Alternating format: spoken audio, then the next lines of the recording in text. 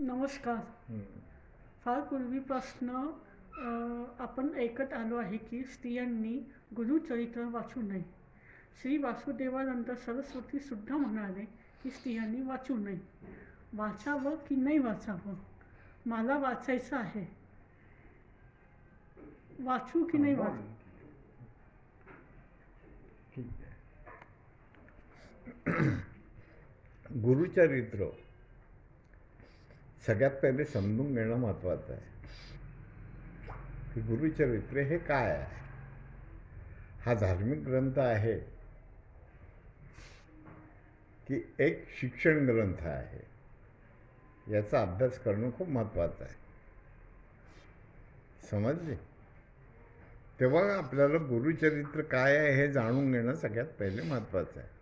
गुरुचरित्र हे जे आहे हा शिक्षण ग्रंथ आहे, एक वळण लावणारा किंवा धर्म शिकवणारा ग्रंथ असून माणसाची वागणूक कशी असावी हे सांगणारा ग्रंथ आहे.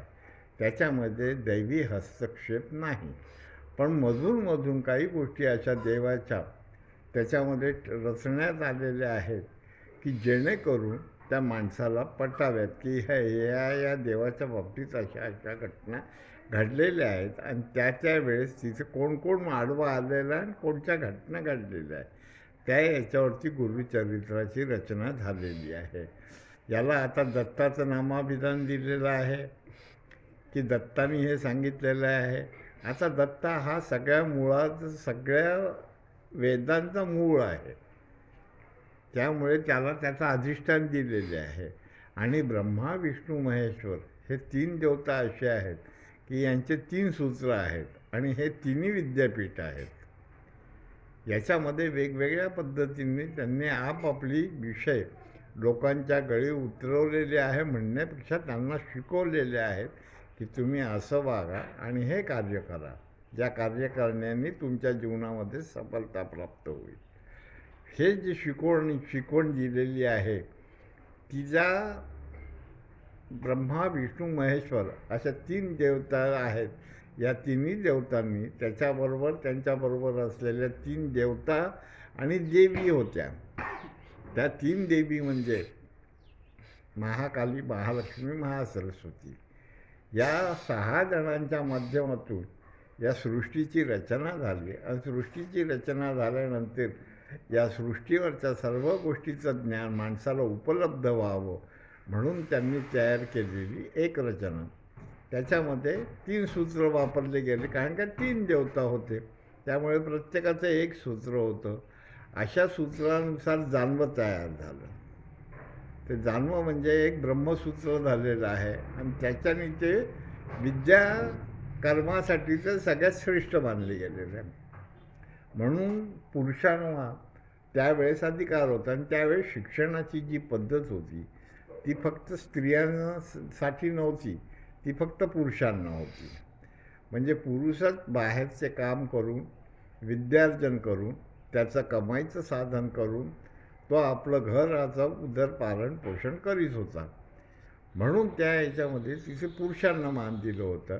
आणि तो काळ असा होता की त्या काळामध्ये स्त्रियांना चूल आणि मूल आणि घर या 3 गोष्टीच सांभाळायच्या होत्या आणि आपल्या मुलाकडे पूर्णपणे लक्ष द्यावं म्हणून शिक्षणापासून त्यांना वंचित करण्यात आलं होतं. म्हणून त्यावेळेस जर का वासुदेवानंद सरस्वतींनी सांगितलं असेल की गुरुचरित्र स्त्रियांनी वाचू नये, याचा अर्थ हाच आहे की तो शिक्षण ग्रंथ आहे. तुम्ही या भानगडीत न पडता तुमचं चूल मूल आणि घर सांभाळा. मग त्यावेळेस त्यांचं उत्तर योग्य होतं की तुम्ही वाचू नये, पण गुरुचरित्र वाचायला माझ्या मते तरी काहीच हरकत नाही आहे, कारण काय तो एक व्यावहारिक शिक्षण ग्रंथ आहे. एक रचनाबद्ध माणसाची आणि स्त्रीची वागणूक कशी असावी हे सांगणारा ग्रंथ आहे. आणि ते जर का स्त्रीला जर का कळलं नाही की आपण कसं वागायला पाहिजे तर ते चुकीचं होईल, कारण का तिच्यासाठी लिहिलेलं आहे गुरुनी. ज्या अर्थी स्त्रीसाठी लिहिलेलं आहे तर तिला वाचायचा अधिकारापासून तुम्ही वंचित कसं काय करता? ती वंचित होऊच शकत नाही. तिला ते शिकायलाच पाहिजे. जसं पुरुषांनी ते वाचून त्याचं आचरण त्या पद्धतीने ठेवलं पाहिजे. तसं स्त्रीनी पण वाचून आचरण तसं ठेवलं पाहिजे. आता याच्यामध्ये मतभेद असे आहेत की स्त्री जाते मंदिरात जाऊन बसते आणि तिचे गुरुचरित्राचं पारायण सुरू आहे. 10 स्त्रिया तिथे बसलेल्या ऐकतात आणि ऐकतात. ऐकायला जर का त्यांना काही बंधन नाही आहे, गुरुचरित्र ऐकताना त्यांच्यावरती कोणत्याच प्रकारचं बंधन येत नाही, किंवा ते ऐकून त्यांचं आचरण किंवा ते वागण्याची पद्धत जर का ठरवत असतील तर मग इथे गुरुचरित्र वाचनच झालेलं आहे ना. कारण का मनामध्ये जर का ठसलेलं आहे तर ते वाचन झालेलंच आहे. त्यामुळे प्रत्यक्ष वाचन आणि त्याच्यानंतर कानावरती ठसलेल्या गोष्टी याच्यामध्ये फरक करणे हे अतिशय चुकीचं आहे. त्यामुळे गुरुचरित्र बायकांनी वाचावं असं माझं मत आहे. इथे वासुदेवानंद सरस्वतींनी जरी सांगितलं असेल ही त्यावेळेसची परिस्थिती होती. स्त्रियांचा धर्म होता आणि त्या बंधनात होत्या, त्यांना मोकळीक नव्हती. शिक्षण हा त्यांचा धर्म नव्हता. त्यावेळेस त्यांनी घातलेलं बंधन योग्य आहे. पण आज शिक्षणाची पद्धत इतकी वाढलेली आहे की मुली पुरुषापेक्षा 2 हात पुढे गेलेल्या शिक्षणामध्ये. तांत्रिक शिक्षणापासून व्यावहारिक शिक्षणापर्यंत स्त्रिया समतोल आहेत. आणि अशा परिस्थितीमध्ये त्यांच्याकडे चूल आणि मूल हा प्रकार राहिलेला नाही आहे. त्यामुळे मुली आज उच्च शिक्षणामध्ये सर्वप्रथम आहेत. तसे पुरुषही आहेत. पण पुरुषांनी काय केलेलं आहे की एका विशिष्ट बंधनामध्ये स्त्रीला जखडून टाकलं आणि त्या शिक्षणापासून वंचित केलेलं आहे. वास्तविक पाहता सनातन धर्माच्या चालीला सगळ्यात पहिला मोठा खंड जर का पडला असेल तर इथेच पडलेला आहे. कारण का शिक्षण आणि स्त्री ही जननी असल्यामुळे आपल्या मुलाचं पालनपोषण करून त्याला योग्य शिक्षण देऊ शकत होती. त्यामुळे तिला तो ग्रंथ वाचणं गरजेचं होतं.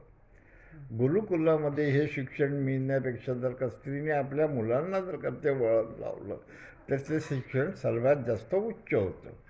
म्हणून स्त्रीने गुरुचरित्र वाचावं व त्याचं आचरण करून शिकवावं हे माझं मत आहे.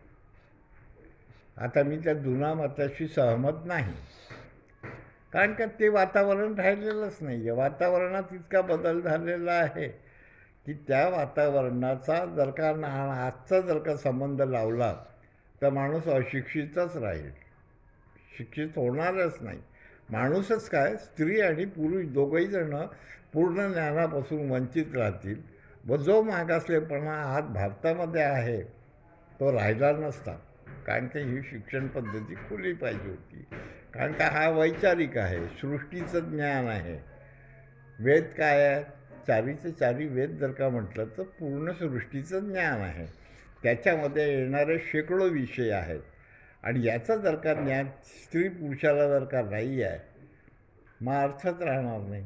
म्हणून स्त्रीने गुरुचरित्र वाचावं, स्त्री धर्माचं पालन करावं. ईश्वराने धर्म फक्त 2च निर्माण केलेले आहे. त्यांना जे आजच्या काळामध्ये हिंदू, मुसलमान, शीख, इसाई हे धर्म नाहीत. यांना धर्म मानून चालून यांच्या पद्धतीने जर का तुम्ही कार्य कराल तर तुमची नासाडी होईल. देवाने 2 धर्म निर्माण केलेले आहेत आणि त्या दोन्ही धर्माचं यथायोग्य पालन व्हावं. म्हणून स्त्रीने स्त्री धर्माचं पालन करावं आणि पुरुषाने पुरुष धर्माचं पालन करावं. हे गुरुचरित्राने सांगितलेलं आहे. आता इथे लोकांची अशी समजूत आहे की गाणगापूरचे नृसिंह सरस्वती महाराज हे महान परम संत होते. हे परम संत नाही, हे अतिशय उच्च कोटीचे विद्यावान गृहस्थ होते की ज्यांना लहानपणीच सगळं पृथ्वी भ्रमण करून त्यांनी ज्ञान संपादन केलं होतं आणि वेगवेगळ्या गोष्टीचं अध्ययन करून त्यांनी गाणगापूर या ठिकाणी आपली विद्यापीठ स्थापन केली. आणि त्या विद्यापीठातून त्यांनी शिष्य लोकांना किंवा आपल्या संपर्कात येणाऱ्या लोकांना यथायोग्य ज्ञान दिलेलं आहे आणि ते ज्ञानाचा उपयोग करून लोक जीवन तरलेले आहेत. आता तिथे त्यांना गुरु म्हटलेलं आहे. गुरु ही संज्ञा कोणाची आहे? विद्यादान करणाऱ्या माणसाची किंवा लोकांना काहीतरी देणाऱ्या. म्हणून ते गुरुपीठ झालेलं आहे. असं गुरुपीठ असताना त्यांचं चरित्र वाचू नये म्हणणं हे घोर पाप आहे. इथे कोणालाही त्या शिक्षणापासून वंचित करणं हा धर्म नाही. म्हणून स्त्री धर्माचं पालन करण्यासाठी स्त्रीने गुरुचरित्र वाचणं 100% गरजेचं आहे. तसंच पुरुषांनी पण वाचणं गरजेचं आहे. कारण का प्रत्येक पुरुषाला जीवनामध्ये बाह्य शिक्षण किती जरी घेतलं तरी एक राहणीमानाचं शिक्षण किंवा स्वतःच्या जीवनाच्या उत्कर्षाचं शिक्षण करून घेणं आवश्यक आहे. आणि त्रिसूत्री म्हणजे जानव हा फक्त ब्राह्मणाचा अधिकार नाही.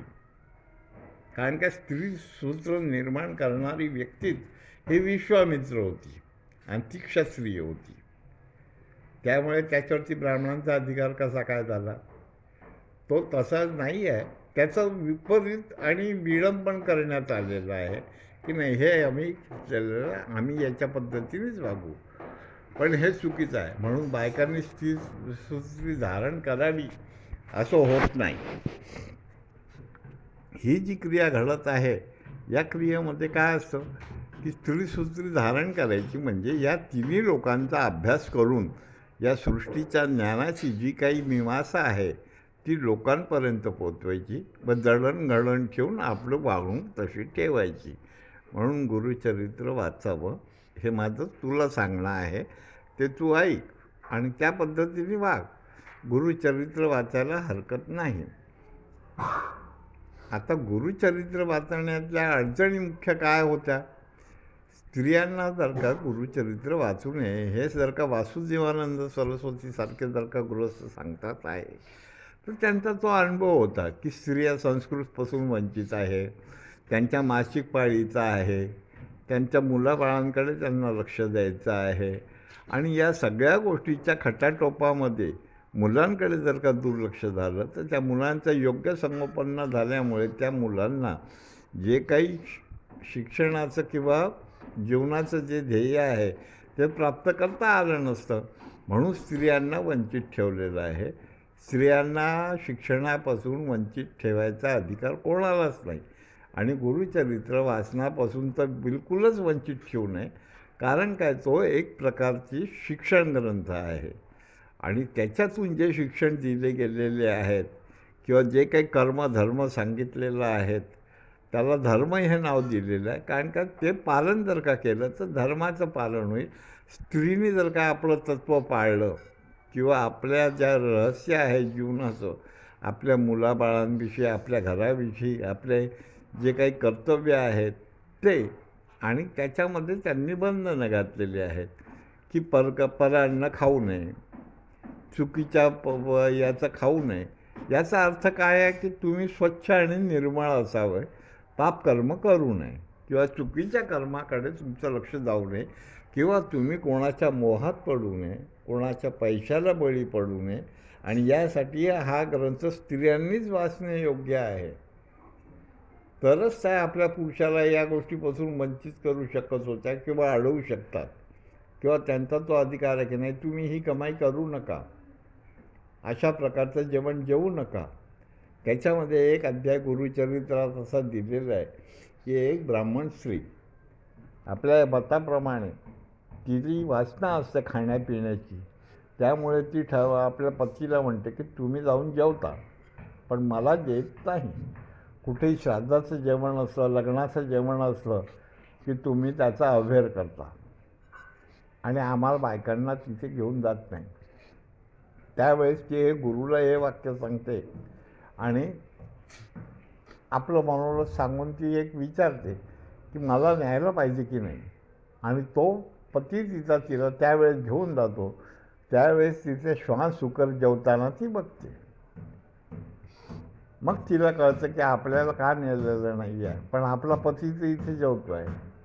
तिच्या मनामध्ये शंका कुशंका उत्पन्न होते आणि त्या पतीला पण त्याचं पाप भोगावं लागतं. कारण काय, तो जो समोरच्या व्यक्ती आहे ती तेवढी पवित्र नव्हती.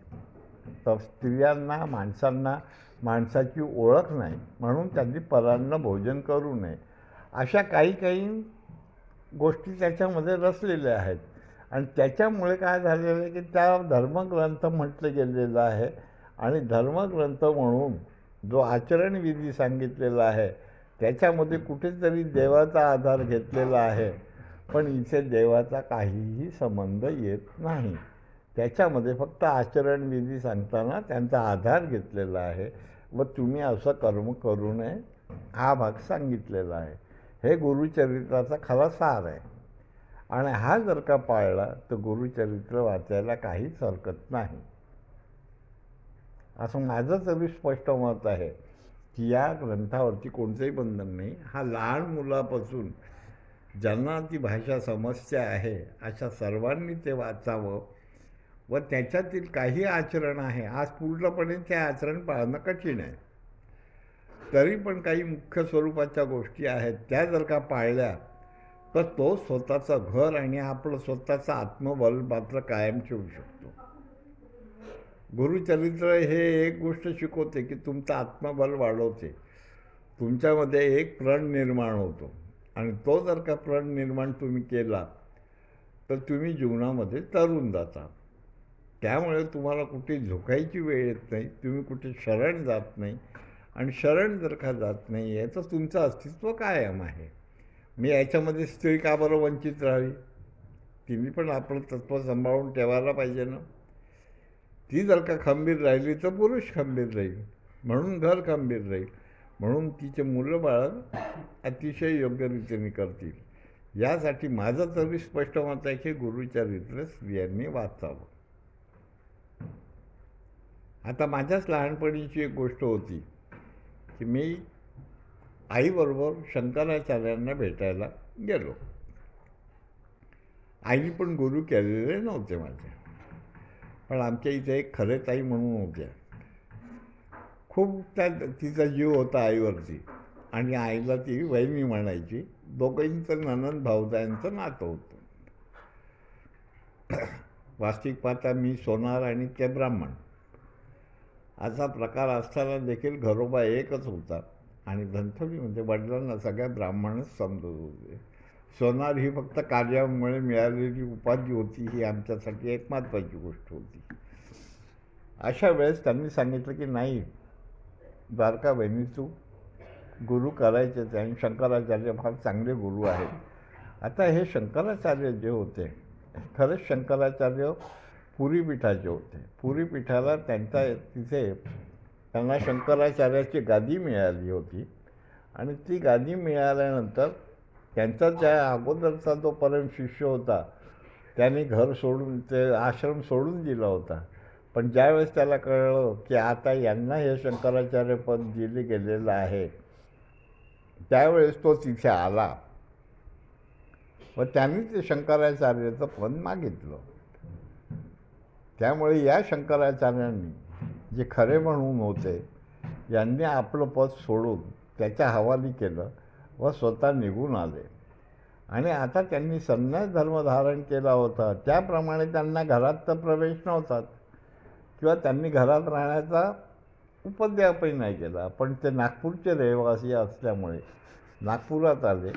इथे ताराबाई बुट्टी होत्या, त्यांच्या संपर्कात त्या आल्या आणि त्यांनी त्यांना आपल्या मंदिरात जागा मागितली आणि त्या मंदिरात राधाकृष्णाच्या मंदिरामध्ये त्यांना तिथे एक खोली मिळाली. अशा त्या खोलीमध्ये मी आणि माझी आई आम्ही गेलो असताना आईने सहज म्हटलं त्यांना की मला गुरु करायचे आहेत. सगळ्यांचं म्हणणं असं आहे की गुरु करावे. त्यावेळेस त्यांनी एकच वाक्य बोलले होते, मला काय गुरु करते, तुझा गुरु तर तुझ्या घरी बसलेला आहे. आता हे वाक्य थोडंसं गहनच होतं, न कळणार होतं. तुझा गुरु तुझ्या घरी बसलेला आहे आणि मला काय गुरु करते, गुरु तर तुझ्या घरीच आहे. आता कर्मधर्म संयोगाने त्या आम्हाला सगळ्या घराण्याला ओळखत होते, म्हणून त्यांनी म्हटलं अगं तुझा गुरु गजानन तुझा पतीच सगळ्यात मोठा गुरु आहे. तो तुझाच नाही खूप जणांचा गुरु आहे. त्याच्याकडे ज्या विद्या आणखी जे काही शस्त्र आहे ते योग्य आहे. तू मला काय गुरु करते? नाही आता यांनी सांगितलेलं आहे की एक गुरु असावा, मला तुम्हाला करायचा आहे. तू गजाननला विचारलं का? हो त्यांनीच मला पाठवलेलं आहे. असं म्हटल्यानंतर त्यांनी सांगितलं, बरं तुझी इच्छा आहे तर मी तुला मंत्र देतो, पण तुझा परमगुरू तुझा पतीच आहे. आता स्त्रीसाठी जर का त्यांच्या भाषामध्ये थोडक्यात सांगण्याचा एकच अर्थ होता की स्त्रीचा गुरु हा फक्त तिचा पती असतो. स्त्रीचा गुरु हा तिचा पती असतो. म्हणून तिने सगळ्यात पहिले पतीला पूजावं, मग पती धर्माचं पालन करावं, जेणेकरून गुरुतत्व तिथे सांभाळलं जाईल. कारण का जे काही ज्ञान द्यायचं आहे घरातलं तो पतीच देणार आहे. तू या धर्माच्या याच्यामध्ये पडशील, मी तुला मंत्राचा जप देतो, त्या मंत्राचा जप तू कर, हरकत नाही. आता तू माझ्याकडे आलेली आहेस तर तुला या ठिकाणी त्याचा उपयोग करून घेता येईल. त्यांनी तिला मंत्र दिलेला आहे. त्याच्यानंतर त्यांनी सांगितलं की तुझा गुरु तोच आहे. हाच किस्सा माझ्या बहिणीबद्दलही घडला होता. त्यावेळेसही त्यांनी तिला सांगितलं होतं की तू गुरु करून काय करते, तुझं जीवन तर संपलं आहे. आणि खरंच 6 महिन्यात ती गेली. तर अशा वेळेस गुरु हा ज्ञानी असावा, तत्त्वज्ञानी असावा किंवा भविष्याचा जाणकार असावा. याचा अर्थ काय आहे की गुरुजवळ सकल ज्ञान असावं या सृष्टीतलं, जो या सर्व ज्ञानाशी संपर्कित आहे आणि ज्याच्याजवळ या ज्ञानाचा पूर्ण उगम आहे आणि जो स्वतः शिकलेला आहे तोच दुसऱ्याला सांगू शकतो. त्यामुळे या सृष्टीच्या ज्ञानामध्ये या सगळ्या गोष्टीला वेद म्हटलेलं आहे. सृष्टीवरती ज्या ज्या गोष्टी आहेत या सगळ्या वेदाशी निगडीत आहे. आता या वेदाशी निगडीत असल्यामुळे जर का वेदाचं ज्ञान ज्याला पूर्ण आहे त्याच्याजवळ एक अधिष्ठान आहे आणि त्या अधिष्ठानाला धरून गुरुतत्व चालतं. तर जे संत मुनी या ज्या उपाध्या आहेत याच्यापेक्षाही एक शिक्षण देणारा ग्रंथ म्हणून जर का गुरुचरित्राकडे पाहिलं तर हा प्रत्येकाने वाचावा. यात माझं तरी मत दुमत होणार नाही. आणि मी प्रत्येक स्त्रीला सांगेल, आवर्जून सांगेल की नाही तू गुरुचरित्र वाच. हे तुझ्या घराचा उद्धार करणारा आहे, तुझ्या राहणीचा उद्धार करणारा आहे, तुझं चारित्र्य वाढवणारं आहे, तुझं शील सांभाळणारं आहे. या ग्रंथाचे वैशिष्ट्य जे आहेत ते त्याच्यापासून जर का तू वाचणार नाही तर वंचित राहशील. त्याच्यामध्ये अशा अनेक अध्याय आहेत की ज्याच्यामध्ये देवी देवतांपासून काय त्रास भोगावा लागला, ज्यांनी गुरुतत्व पालन केलं नाही अशा लोकांना किती संकटाचा सामना करावा लागला आणि त्यांना कोणत्या कोणत्या परिस्थितीला तोंड दिलेलं आहे याचा अभ्यास त्याच्यामध्ये जर का केलं. इतर अध्याय भरपूर आहे देवाच्या नावाने आलेले, पण त्या सगळे शिकवणे आहे की त्याच्यामध्ये तुम्हाला शिकवलेलं आहे की नाही हे असं झालेलं आहे म्हणून तुम्हाला हे तत्त्व पाळायचं आहे. आता महानंदाचा एक अध्याय आहे. महानंदा ही वेश्या होती, पण एकनिष्ठ होती. तिची कीर्ती इतकी पसरलेली होती की तिच्याकडे जर का कोणी गिऱ्हाईक आलेलं आहे तर त्याला ती वचन देत होती की मी तुझ्याजवळ एक रात्रभर पूर्ण राहील, त्यावेळेस दुसऱ्या पुरुषाचा विचार करणार नाही, माझं मन सर्व तुझ्या चरणी अर्पण केलेलं आहे आणि मी त्या बाबतीत आपल्या ध्येयाने वागणारी आहे, मला कोणीही कलंक लावू शकत नाही. अशी तिची ख्याती असताना शंकर तिची परीक्षा घ्यायला येतात. आणि ज्यावेळेस शंकर परीक्षा घ्यायला येतात महानंदाकडे त्यावेळेस महानंदा त्याला सांगते की नाही मी 3 रात्र तुमच्याबरोबर राहील, 3 रात्र मी तुमची पत्नी म्हणूनच राहील, त्यावेळेस माझा सती धर्म आणि पती धर्म मी पाळील, पत्नीचा धर्म मी पाळील, त्याच्यामध्ये माझ्या मनामध्ये किंतु परंतु विकल्प येणार नाही. तुमच्यापेक्षा कितीही सुंदर, कितीही बलाढ्य, कितीही पैसेवान देणारा जरी आला तरी मी त्याला वश होणार नाही. ह्या तिच्या वचनाने शंकर तिच्याकडे राहतात, 3 दिवस राहतात, पण शंकर परीक्षा घ्यायला आलेले असतात. त्यामुळे होतं काय की शंकर परीक्षा जर का घ्यायला आलेले आहेत तर तिथे विघ्न येणारच. काही ना काहीतरी परीक्षेचा अलौकिक दृश्य ते दाखवणार हे निश्चित होतं. आणि अशा याच्यामध्ये त्यांनी काय केलेलं आहे की हे माझं आत्मलिंग आहे, त्या आत्मलिंगावरती ती प्रसन्न झाली होती. कारण का त्याचं जे तेज होतं ते भयंकर होतं. अशा वेळेस तिला त्या आत्मलिंगाची परीक्षा होती आणि तिने ते ओळखलं होतं. ज्या लिंगातलं तेज कोणालाच दिसत नव्हतं ते महानंदाला दिसलं होतं. याच्याही मध्ये शंकराची खूबी होती की जर का एवढी ती ज्ञानी आहे आणि तिने नुसतं पतिव्रतेचा धर्म माझ्यासाठी पाळलेला आहे आणि तो धर्म पाळल्याबरोबर तिच्याजवळ एवढी सिद्धी आलेली आहे, तर ही साधारण व्यक्ती नाही, हे शंकरांनी ओळखलं. आणि त्यावेळी शंकरांनी तिच्याबरोबर 3 रात्री काढायचा संकल्प सोडलेला आहे. आणि तो संकल्प सोडून तिघंजणं राहत असताना शंकराचं ध्येयच होतं की तिला मुक्ती द्यायची आहे. तिचं सत्यता पाहिल्यानंतर ती या पृथ्वीवरती राहण्याच्या लायकीची नाही, ती देवलोकीची कन्या झाली. म्हणून शंकरांनी तिच्या अग्निज्वाला पसरवून तिच्या दारातले कुक्कुट बरकटापासून सगळ्यांना अग्नीने भस्म करून टाकलं व तिलाही केलं. अशा वेळेस शंकर तिला घेऊन स्वर्गलोकी निघून गेले. आणि तेच कुक्कुट मरकट जे होते ते प्रधान पुत्र म्हणून आलेले आहेत. 2रा अध्याय आहे तो. त्या अध्यायामध्ये त्यांना देखील याच याच्याने वाचून महामृत्युंजय मंत्राने त्यांचाही जीवनदान देऊन त्यांचंही जीवन घडवल्याचा इतिहास त्याच्यामध्ये आहे. तर हे असे मधून अध्याय दिलेले आहेत व त्या व्यक्तीचं महत्त्व सांगितलेलं आहे की जर का एक निष्ठ राहिलं आणि गुरुचरित्राचं किंवा गुरुतत्वाचं जर का पालन केलं. आता इथे गुरुतत्वाचं पालन म्हणजे काय, तुमचं राहणीमान, तुमची एकनिष्ठता, तुमची कार्यप्रणाली, ती तुम्ही तिथे त्या कार्यावरती आणखी तुमच्या त्या ध्येयावरती परिपूर्ण आहात, हे शिकवणं म्हणजे धर्मग्रंथ झाला का, नाही. हा झाला विचारग्रंथ आणि हा झाला शिक्षण पद्धती की तुमचं राहणीमान आणि तुमचं चरित्र कसं असावं, तुम्ही काय करायला पाहिजे तुमच्या जीवनासाठी हे सांगणार आहे. इथे कोणालाही या शिक्षणापासून वंचित करण्याचा अधिकार वास्तविक पाहता कोणालाच नाही. आणि स्त्रीमध्ये अडचण येते, ती मासिक क्रिया येते, तिच्याकडे असे कामं आहेत म्हणून ती शिकू नये हे म्हणणं माझ्या दृष्टीने तरी योग्य नाही. तिने अभ्यास करून या सर्व गोष्टीचा रचना करायला पाहिजे, हे माझं स्पष्ट मत आहे.